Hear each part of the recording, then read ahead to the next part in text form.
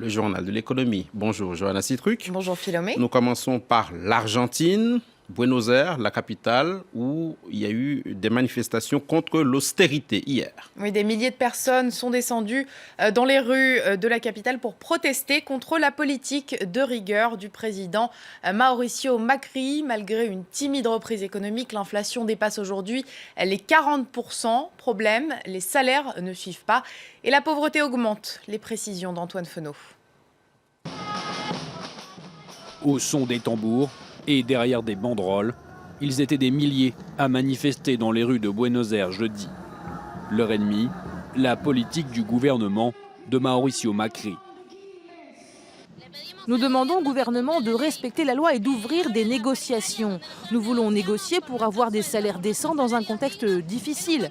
Nous demandons au gouvernement d'arrêter la répression. Depuis son élection en 2015, le président argentin a entrepris des réformes très impopulaires. Au programme cette année, une limitation des hausses de salaire à 17%, soit la valeur de l'inflation prévue par le gouvernement. Problème, celle-ci est bien plus importante. Les prix ont déjà augmenté de plus de 3% depuis le début de l'année. Nous protestons car nous vivons une véritable catastrophe sociale. Rendez-vous compte, 1 300 000 personnes sont devenues pauvres en un an. Les manifestations se multiplient depuis janvier. Les professeurs sont en grève depuis le 6 mars. De son côté, le gouvernement compte ne pas céder à la pression de la rue. En réponse, les syndicats ont appelé à une grève générale le 6 avril prochain. On reste en Argentine, Johanna. L'Agence française de développement va y ouvrir un nouveau bureau. Oui, un bureau pour financer des projets d'infrastructures, principalement dans les transports et l'environnement, puisque l'Argentine est actuellement à la recherche de nouveaux investissements étrangers afin de relancer sa croissance. Le ministre français de l'économie, Michel Sapin, était sur place. On l'écoute. Il y a une volonté d'investir, en particulier dans des infrastructures, qui est une volonté affirmée. Nous avons beaucoup d'entreprises françaises qui sont considérées comme excellentes au niveau international dans ces domaines-là, que ce soit le transport ferroviaire, que ce soit le transport routier, que ce soit dans le domaine énergétique, que ce soit dans le domaine du traitement de l'eau. Voilà pour l'Argentine. Un mot de Cuba, où le gouvernement pourrait mettre en place des restrictions concernant la vente de carburant. Oui, à cause des pénuries de pétrole au Venezuela voisin, la Havane n'a plus assez d'essence. Pour éviter d'être totalement à sec, le gouvernement envisagerait de limiter la vente des supercarburants aux touristes, et ce pour l'ensemble du mois d'avril. C'est en tout cas ce que prétend un document interne qui a fuité cette semaine. Les chauffeurs de taxi se disent inquiets de cette mesure potentielle. Écoutez-les. Ma compagnie de taxi m'a dit que cette essence était pour nous. Je ne sais pas si c'est pour tout le monde ou pas.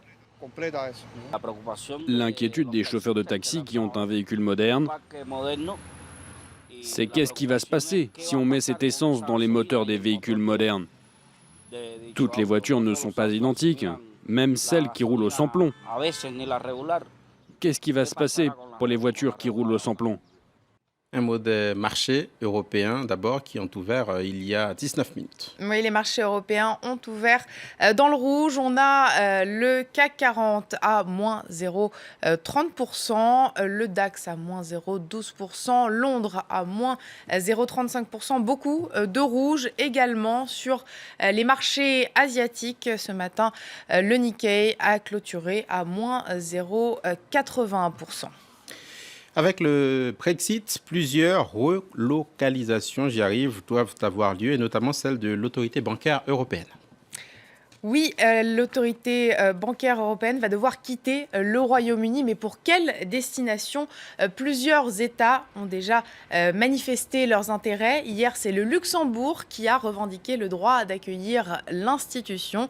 Ce n'est pas une blague, on parle bien du pays qui est considéré comme le paradis fiscal de l'Union européenne, celui où vont de nombreuses multinationales pour pouvoir profiter des faibles taux d'imposition. Et pour refermer votre journal de l'économie, on s'intéresse à un indicateur peu connu que la France commence à utiliser. Il s'agit du BIB, le bonheur intérieur brut. Il sert à mesurer le ressenti, le moral des Français. Alors, il n'a pas pour vocation à remplacer le PIB, le produit intérieur brut, mais à le compléter, car le PIB est limité. Il ne prend pas en compte plusieurs variables pourtant essentielles, comme le bonheur des individus qui jouent sur leur consommation. Vous le savez, en tout cas vous l'imaginez, plus on est heureux, plus on dépense. Dès le mois de juin, le BIB sera publié chaque trimestre.